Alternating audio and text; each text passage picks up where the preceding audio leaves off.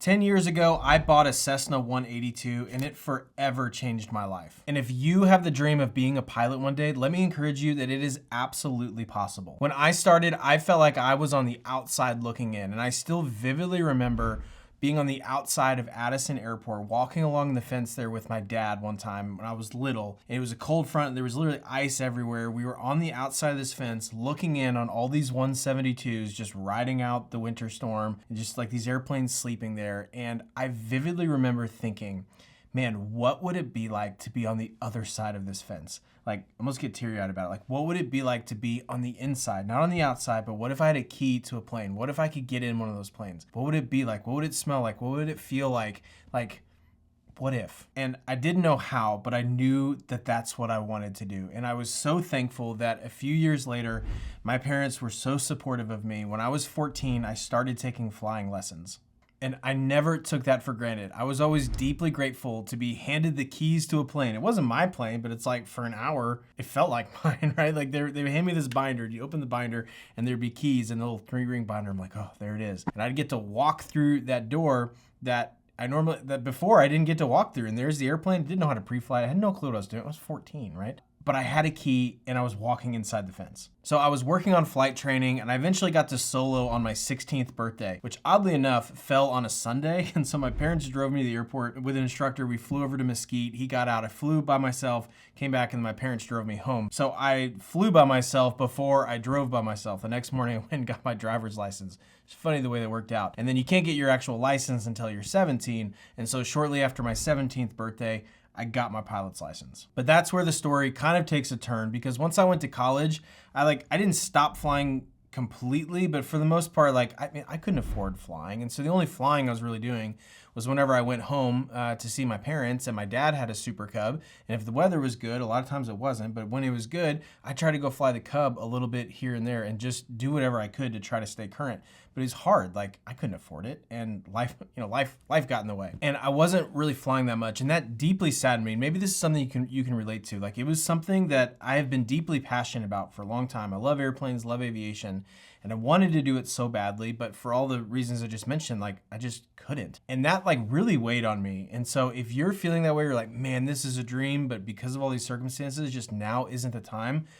I feel you, but listen to the rest of the story, because I promise you, you can do this. Fast forward a few years, I'm in the working world, I'm saving all the money I can, I'm not yet married, and I had this coworker that I became really good friends with, and so over lunch and stuff, I would tell him a lot about flying, and he was like, what? You can fly an airplane? Or what's that like here? And so I'd tell him all these flying stories, and he said to me, Charlie, I gotta be honest with you, you talk about flying so much, why aren't you doing it more?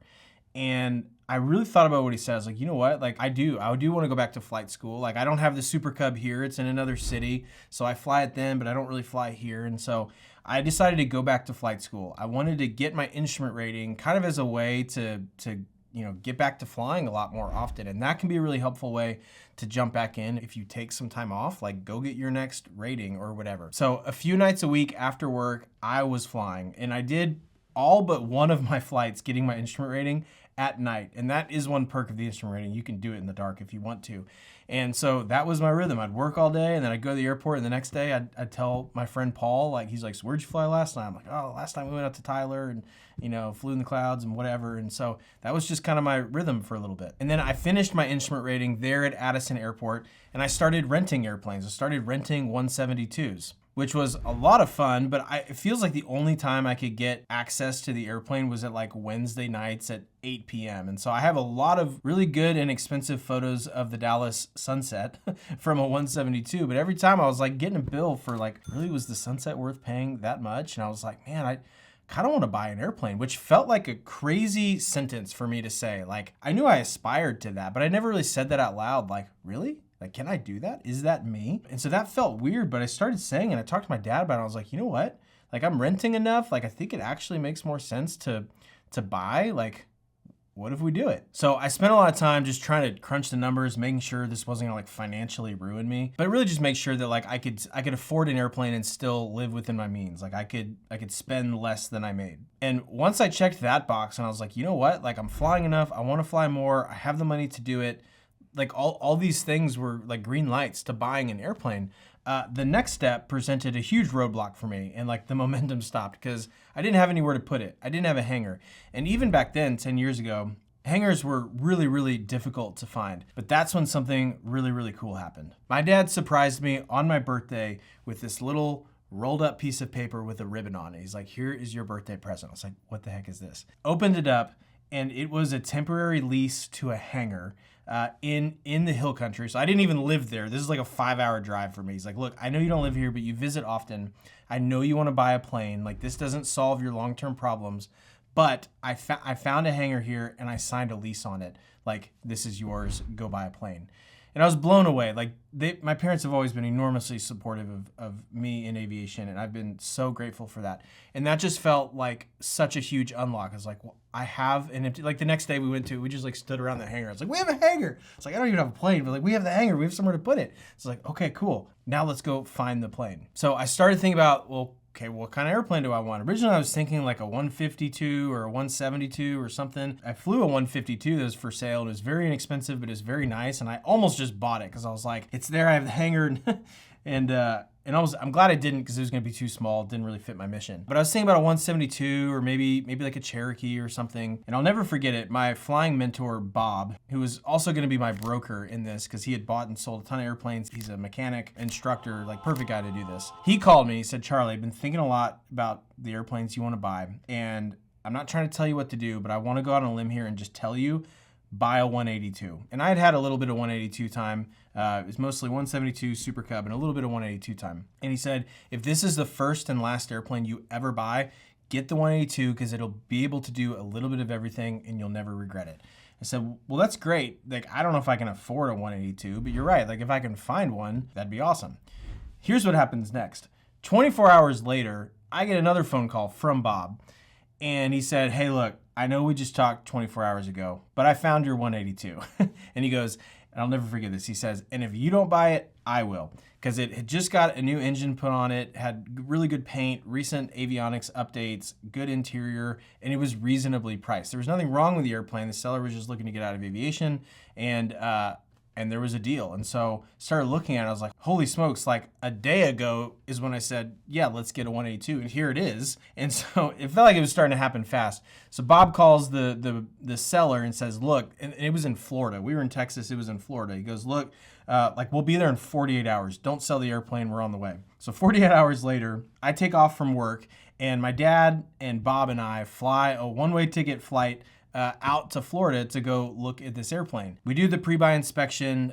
We go and fly it. We're looking like everything's looking good. And I'm just feeling overwhelmed because this is my first time. It's happening quickly. I'm young. And I was like, this is good, but we've been traveling all day. We've been doing all this pre-buy stuff. Like, can you just let us go to a very late lunch and come back and we'll tell you. And we went to lunch and I was trying to kind of keep it cool in front of the seller and stuff. We get to lunch and I was like, guys, like I'm sweat. Like, is this really happening? I'm sweating this. And really, I wanted to make sure I wasn't about to do something really stupid and spend a lot of hard-earned money on, I was like, what am I doing? You know, you just kind of get cold feet. And so we were able to take a lunch. It's like, well, the clock's ticking because we got to hit the wire cutoff if we're going to do this today. And so we talked about it and we all felt good about it. It's like, this is the right plane. This is an awesome plane. They were all green lights. So we go back and we shake their hand and I'm trying to hit a wire cutoff to wire them $93,000 of hard-earned money. And it was overwhelming and really exciting. And I'll never forget the next morning when we're driving to the airport to go make the very long flight home in this new airplane. Like, I felt like such a poser calling the FBO saying, hey, good morning. You know, this is Charlie Gassmeyer, November 916 Delta Foxtrot. I was like, that can't be me. Like, I don't own a plane. Like, I'm saying this tail number, this end number, like, oh, like, you know, it's my plane. But I'm like, I felt like such a poser until I got the fuel bill and I paid the fuel bill and I was like, oh yeah, I guess I own an airplane now. I gotta, you know, pay for all the fuel. It's just different than rentals because you get back and you don't have to put gas in the rental and whatever. But like it hit different and it really sunk in then. And on the flight back to Dallas or back to Texas, we took it down to the hill country. My first landing on that plane was absolutely terrible. It's like, all right, welcome to airplane ownership. It'll get better from here once you figure out how to land this airplane. But getting all the way home in a day, I was so proud. I was like, I have my own airplane. It's covered in bugs, but we're here. But keep in mind, it's still like a 5-hour drive from where I live in Dallas. So like, I still got to find a hangar. A few months later, I'm here in town in Dallas, and a hangar opens up at Addison Airport, okay? It's not in good shape, but I'm like, I'll take it. Because this is the place that only a few years ago, I had been on the outside of the fence, wondering what it would be like to be on the inside of the fence. And the first time that I took off my airplane at Addison Airport, I sat there for a few extra minutes in the run-up area, just being so grateful of where I'd come from and that I was living in a moment that I really had only dreamt of since I was a kid. And I don't take that for granted. I get choked up even thinking about it. But if this is your dream, I want to tell you that it is absolutely possible. It might take you longer than you want or you hope or you would like, but it is possible, so don't let that go. But my biggest tip is to stop asking what if and to start asking, how do I get started? It still might take you a while, but I would encourage you to lean towards action, even if it's just a little bit, even if it's gonna take a while. And in the video on the screen, I lay out the next steps that I would take if I was trying to become a pilot this year. I hope it helps you, I hope it's encouraging, and I'll see you in that video.